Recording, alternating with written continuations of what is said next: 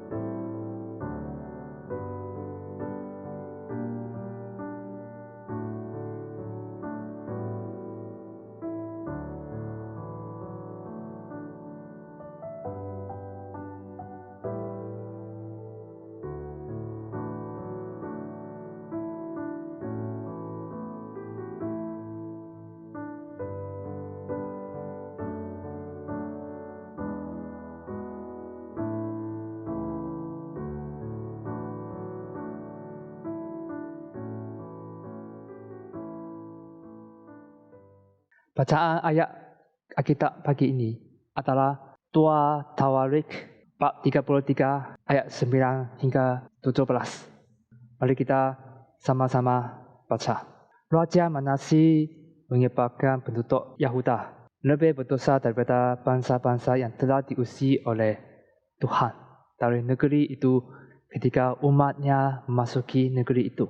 Walaupun Tuhan memberikan amanah kepada Raja Manasye dan rakannya, namun mereka tidak mahu menghiraukan amanah itu. Oleh itu, Tuhan membiarkan Pakliman tentera negeri Asyur menyerang Yahuda. Mereka menangkap Raja Manasye dengan kaitan, membangun bangkitan, lalu membawa bangkitan ke Babel. Dalam penderitaannya, Raja Manasye melentarkan diri, lalu membawa baginda ke Babel. Dalam penderitaannya, Raja Manasye melentarkan diri, lalu kembali kepada Tuhan Allahnya dan berdoa memohon pertolongannya. Allah mengampunkan doa Raja Manasye dan membenarkan baginda kembali ke Yerusalem serta memerintah lagi. Perbuatan Allah itu meyakinkan Raja Manasye bahawa Tuhan itu Allah.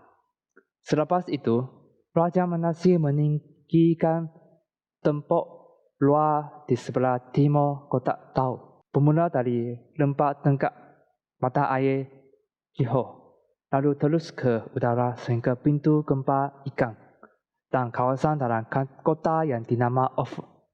Baginda juga menugaskan seorang pegawai tentera untuk mengetuai satu pasukan askar di tiap-tiap kota berkubu di Yehuda. Raja Manasye menyingkirkan patung-patung dewan bangsa lain serta berhala telah diletakkannya di rumah Tuhan. Baginda membongkar masbah-masbah dewan yang didirikan di bukit tempat letaknya rumah Tuhan dan di tempat-tempat lain di Yerusalem.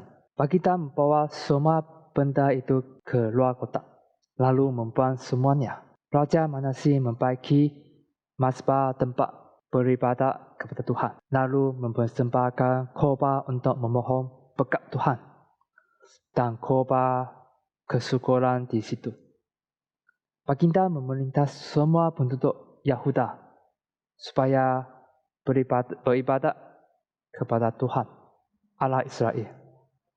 Walaupun rakyat masih mempersembahkan korban di tempat-tempat penyembahan yang lain, tetapi persembahan itu untuk Tuhan. Tani dan multiple membesar di Inggeria dan pergi belajar di United Kingdom pada tahun 1970-an. Setelah mereka sendiri mengalami perubahan disebabkan oleh rahmat Tuhan, mereka tidak pernah terfikir bahawa mereka akan dipakai untuk mengubah salah satu komuniti yang serba kekurangan di England Alfred di Liverpool. Ketika total tani dan total bergantung pada Tuhan dan melayani komuniti mereka dalam sebuah gereja yang bersemangat dan terus menjalankan banyak projek komuniti yang telah membawa perubahan kepada ramai orang. Mari kita tengok ayat kita.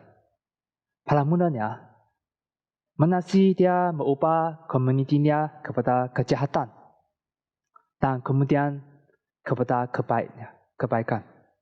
Ketika dia dimahkotakan sebagai Raja Yehuda pada umur 12 tahun, dia memimpin umatnya kepada kesesatan dan melakukan banyak kejahatan untuk banyak tahun. Mereka tidak menghiraukan amaran Tuhan. Justru itu dia mengizinkan Manasih dibawa ke Babel dan dipenjarakan.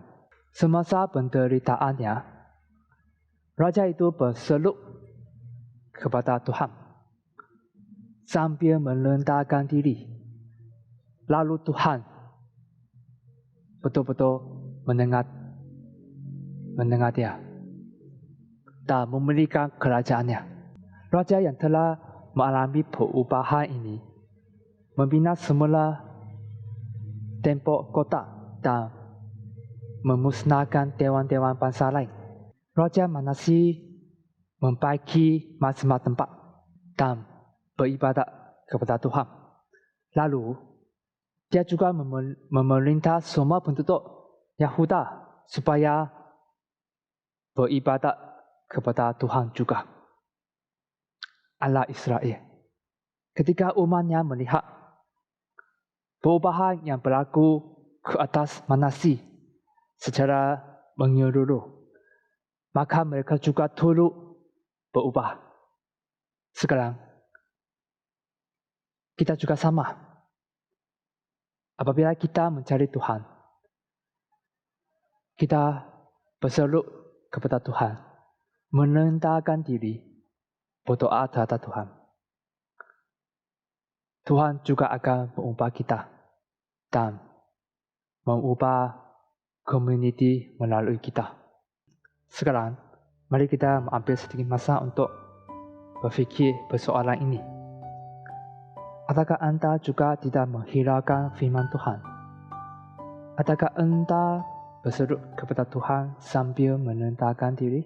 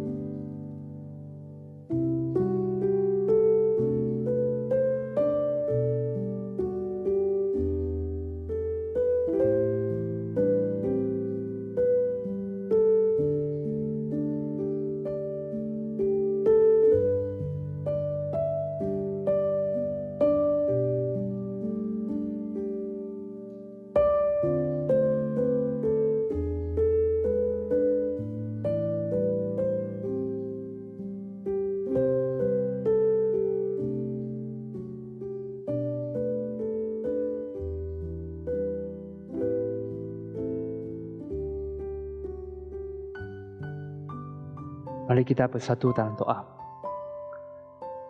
Bapa surgawi, ubahlah hidup kami sehingga Engkau dapat memakai kami untuk membawa perubahan kepada orang lain. Dalam nama Yesus Kristus kami berdoa. Amin.